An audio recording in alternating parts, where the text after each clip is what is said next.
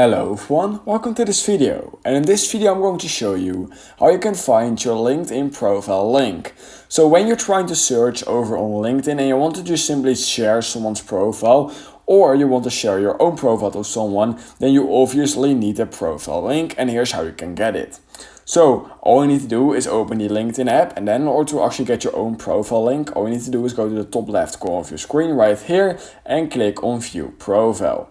Then what you need to do is next to this little add section and open to button, you want to click on the three dots, and then you can click on share via, and literally all you need to do then is click on copy, and then your profile link will be copied.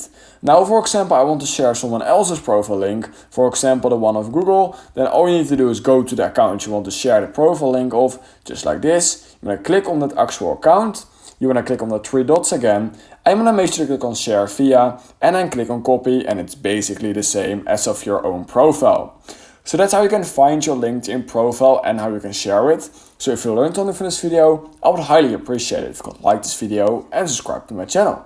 And I hope I will see you in my next YouTube tutorial video.